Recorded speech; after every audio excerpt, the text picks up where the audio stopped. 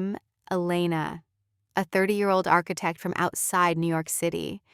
And my story begins in the most ordinary of ways, on a quiet Saturday morning in the home I'd built for myself, piece by painstaking piece. It was my sanctuary, a place where every nail and every brushstroke represented years of hard work and fierce independence. Perhaps you know that feeling. The deep satisfaction of creating a space that is truly, unequivocally yours. But then, the doorbell rang, not a polite chime, but a desperate, insistent pounding that shattered the calm.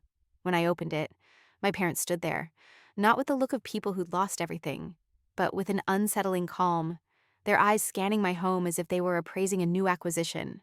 That's when a chill ran down my spine, because it wasn't an appeal for help I saw in my father's gaze. It was a silent claim. Before I dive into my story, I'd really appreciate it if you could let me know where you're watching from in the comments. And if you'd consider subscribing to my channel, it would mean the world to me and help me keep sharing more stories like this. Thank you so much for being here. Before I dive into my story, I'd really appreciate it if you could let me know where you're watching from in the comments. And if you'd consider subscribing to my channel, it would mean the world to me and help me keep sharing more stories like this. Thank you so much for being here. My heart had already started to pound the moment I saw their 5 bags piled on the doorstep. This wasn't a visit. This was a move. My mother's voice, usually so composed, trembled slightly as she began her rehearsed story about bad investments and how they had lost everything. My father, standing a step behind her, avoided my gaze completely. He just kept looking past me, into my living room, his eyes lingering on the clean lines of my furniture and the light flooding in from the windows. It was an inventory, not a reunion. Despite the gnawing unease in my stomach, I couldn't just close the door on them. They were my parents. So I stepped aside and let them into my sanctuary. The moment they dragged their bags through the door, my small entry hall felt impossibly crowded. My mother gave me a hug that was a little too tight, her hands clinging to my arms as if I were a life raft.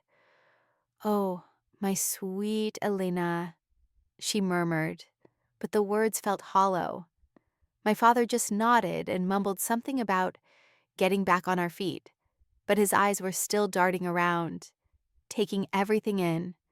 I offered them the guest room, a small, meticulously organized space I designed to be a haven of quiet comfort. "You can stay a few days," I said, trying to sound helpful, "while you sort things out." But my mother's smile didn't reach her eyes, and my father just began unpacking immediately, as if this were a permanent arrangement. That night, sleep was impossible. Their story simply didn't add up. They'd owned their home for 30 years, free and clear of any mortgage. How do you lose something like that overnight? It was a Saturday night, and my mind, which was used to analyzing financial reports, couldn't shake the feeling that the numbers in their story were completely off. I kept replaying their faces, their carefully chosen words, the way their eyes would flicker at each other when they thought I wasn't looking. The air in my home, which had always felt like a quiet, private space, now felt thick with unspoken lies and manipulative subtext. The next morning, the invasion began in earnest. I awoke to the sound of pans clanging in my kitchen, a space I cherished for its serene, minimalist design. My mother was already bustling around, humming a tune as she made pancakes, a performance of domesticity that felt completely staged. "Just making us all feel at home, honey," she said, her voice overly cheerful. My father, meanwhile, was in the living room, a place I had designed for quiet reflection. He was rearranging my perfectly placed throw pillows and had moved a piece of artwork. "This place needs a bit more warmth," he said with a paternal nod, but it felt like a condescending critique. I bit my tongue, but the biggest red flag came later. While I was in the kitchen getting more coffee, my father proudly called me over to the wall near the dining room. He had just hung a large framed photograph. It was of my family, taken years ago. in front of my brother's brand new car. My parents were smiling, my brother was grinning from ear to ear, but a small sharp pain twisted in my gut as I looked at it.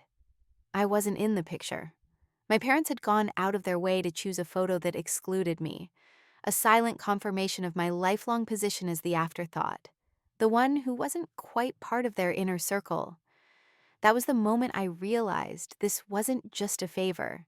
It was a test of my boundaries. Their passive aggression continued throughout the day. When I tried to ask about their plans for a new place, they would deflect with vague, practiced answers like, "We're still figuring things out," or "Don't you worry about a thing." But I was worried. Every conversation felt like a game of cat and mouse, and I was the one being hunted. My father even started talking about how he could fix up my garden, and my mother mentioned redoing my bathroom. It was as if they were slowly, deliberately erasing my identity from my own home. I felt like a guest in the house I had worked so hard to build. My stomach was in knots by the time I slipped into my bedroom that evening, locking the door behind me. I couldn't handle the suffocating, performative warmth any longer. I reached for my phone and texted my friend, Marcus. He was a real estate lawyer who knew everything about property records. "Marcus, I have a weird request," I wrote. "I need you to check the deed on my parents' old house, and I need you to do it yesterday." He texted back almost instantly. "Consider it done. I'll call you as soon as I have something." I tried to tell myself I was overreacting, but every instinct in my body screamed that something was deeply, horribly wrong. The next afternoon, my phone buzzed with Marcus's name. I walked out to my balcony to take the call, needing the fresh air and a moment of privacy. His voice was calm, but a hint of concern was there. "Elena," he said, "I have the records. Your parents didn't lose their house, they sold it. Last month, for $950,000 in cash." I felt the world tilt on its axis. "You're sure?" I whispered, my voice barely audible. 100%, he confirmed. The sale was a direct transfer to an account tied to a property on the east side of town. The property is registered in your brother's name. The phone felt heavy in my hand as I stared out at the city skyline. They hadn't lost their home to bad investments. They had given it away. They had willingly handed my brother almost $1 million, and then came to my doorstep. Pretending to be homeless, my mind raced, replaying every moment of the past few days, the staged story, the vague answers, the condescending comments about my home. It was all a carefully crafted play, and I was the unsuspecting audience. The betrayal hit me like a physical blow. It wasn't just a lie. It was a deliberate, calculated act of manipulation. They saw my home not as my achievement, but as a convenient backup plan. I hung up the phone and walked back inside, my mind racing. I couldn't face them yet. I needed a moment to process the magnitude of the deceit. They were in the living room, my mother knitting, my father watching television. They looked so calm, so normal. It was a perfect illusion, and I felt a wave of cold fury wash over me. The fact that they had so easily chosen my brother, their golden child, over me was a wound that had never fully healed. But this was a new level of coldness, a blatant disregard for my very existence. I spent the rest of the day in my room, trying to find the words, the courage to confront them. The next morning, I was ready. I woke with a quiet, steely resolve. I no longer saw them as my parents, but as two people who had a single, clear objective to take what was mine. I walked into the living room where they were having their morning coffee. My mother looked up, a sweet, practiced smile on her face. "Morning, honey," she said. My father just nodded without looking up from his phone. I didn't sit down. I stood in the middle of the room, holding my phone with Marcus's email open on the screen. The air in the room, which had been so placid, instantly grew thick with tension. "We need to talk," I said, my voice steady but devoid of any warmth. My mother's smile vanished. "What is it, Elena?" she asked, her tone shifting slightly. I didn't answer her. I looked directly at my father, who finally put his phone down, his eyes narrowing. I held up my phone so they could both see the email. "I know you sold the house," I said, my voice low and even. "I know you sold it for almost $1 million, and I know you gave all of it to my brother to buy his dream home. Care to explain?" My mother's face went pale, her knitting needles clattering to the floor. My father's jaw tightened. "Who told you that?" he demanded, his voice a low growl. "It doesn't matter who told me," I said, my voice rising slightly. "I have the proof. I want the truth. Why did you lie? Why did you tell me you were broke and homeless when you gave away everything you had to him?" My mother reached for my hand, her eyes pleading. "Elena, it's not what you think. Honey, it's complicated." But her voice cracked, and her words were an empty performance. I pulled my hand away. "No, you had your chance. You lied to my face, and now you're trying to take my home. You have 30 minutes to pack and leave, or I'm calling the police." My father stood up abruptly, his hands clenched into fists. "You ungrateful brat!" he spat, his face red with rage. "After everything we've done for you, this is how you repay us." He raised his hand and slapped me across the face. The sharp sting of it was a shock, but the real pain was the realization that this was the end of everything. My mother gasped, covering her mouth, but she didn't try to stop him. For a moment, I just stood there, my hand on my burning cheek, staring at the man who had tucked me into bed as a child. A cold, hard resolve solidified in my core. I didn't cry. I didn't scream. I simply pulled out my phone and dialed 911. My mother started sobbing, her tears feeling less like sorrow and more like a tool of manipulation. "Joyce, please don't do this," she begged, but I was firm. "My name is Elena," I corrected her, my voice like ice. "My parents are trespassing and refusing to leave my property." The finality of the words felt like a key turning in a lock, sealing a door that could never be reopened. The police arrived in less than 10 minutes. I opened the door, handed them my lease agreement and the deed to the condo. They listened patiently as I calmly explained the situation, while my parents stood frozen, their faces a mixture of disbelief and fury. The officer, a tall, kind-faced man, looked at my parents. "We've verified her ownership," he said simply. "You have 10 minutes to gather your belongings and leave." My father exploded, but the officer cut him off. "Sir, you're on private property. Any further threats will result in your immediate arrest." My mother grabbed his arm, pulling him toward the door, their final words a string of venomous accusations.